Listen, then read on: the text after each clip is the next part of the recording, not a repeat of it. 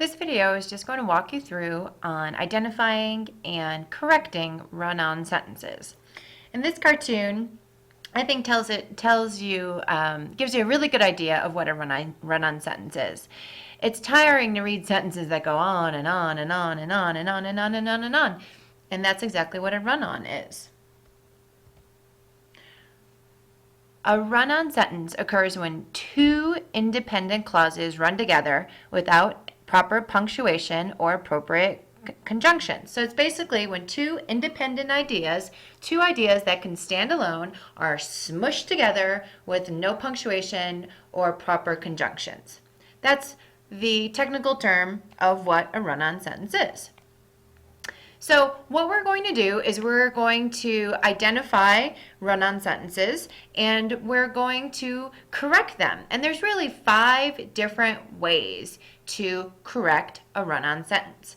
So the first one is AKA the smasher, and this is the run-on sentence. And this is the grammar crime. A run-on sentence joins 2 or more complete sentences with no punctuation. So the question is, how do you know we have a run-on? So here's an example of a run-on sentence. Joey went to the store. He needed to buy eggs for supper. So you can see this sentence is incorrect because Joey went to the grocery store and he needed to buy eggs for supper are 2 complete sentences. They are 2 completely different ideas and they can stand all by themselves. They have a subject and they have a predicate.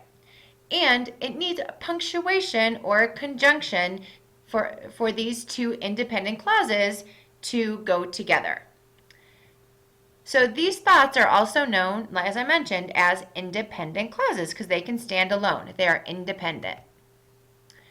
So how do you rehabilitate a comma splice outlaw? There's lots of different ways. There are 5 main methods of fixing a run-on. Number 1, you can correct the 2 clauses in 2 sentences with a period. This is probably the simplest and easiest way to correct a run-on sentence. So here's the correction using just a plain old period.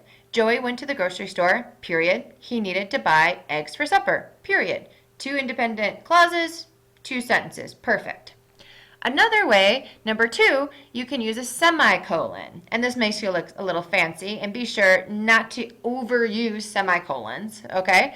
So the correction is Joey went to the grocery store, semicolon.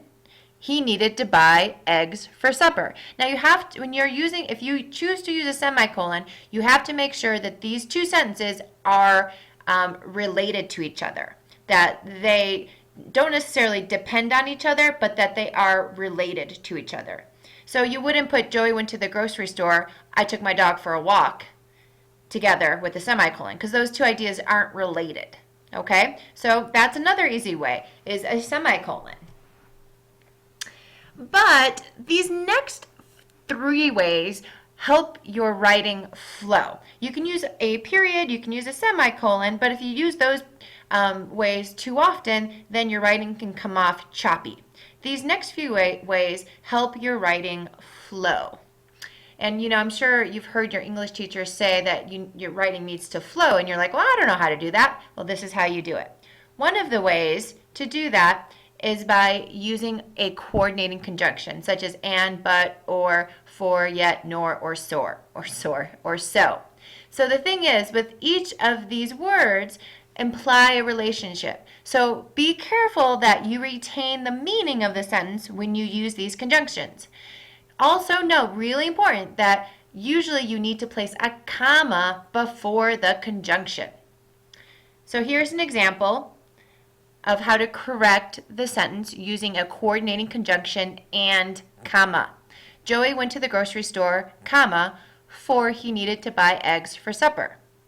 Now, that makes sense.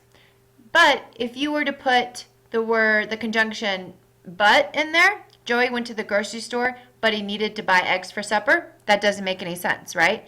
You need to create that relationship, and you're trying to maintain that relationship. So be sure when you're using coordinating conjunction that you're using it correctly. The 4th way to correct a run-on sentence is by using a subordinating conjunction. And there's lots of these, but here are some examples that you can read through. The thing is, when you are creating a subordinating conjunction, by doing this, you change one of the independent clauses into a dependent clause. So they no longer can stand alone, but you have also created that relationship. So here's an example of using a subordinating conjunction. Joey went to the store because he needed to buy eggs for supper. Okay, so because he needed to buy eggs for supper cannot stand alone. It is a cause and effect relationship there. Again, you're creating that relationship, and you created a dependent clause on Joey, which is the independent clause there. So again, this is one more way for you to help your writing flow. And when you're using subordinating conjunctions, you generally, most often, do not need that comma. You need them with the coordinating conjunctions. The fifth way to correct a run-on sentence is this is probably one of my favorite, is to use a semicolon and transitional word. However, moreover, on the other hand, are just a few examples of those transitional words and phrases. So note, however, you need to place a semicolon before the transitional word or phrase and a comma after the word. Again, you're creating that relationship, so make sure you're creating that relationship correctly. So here's that example corrected with number 5. Joey did not go to the store, semicolon, however, comma, he needed to buy eggs for supper. Again, you have that relationship that's dependent on one another and related to each other. Okay, so those are the 5 ways to correct those run-on sentences that just keep going and going and going and going. If you have any questions, let me know.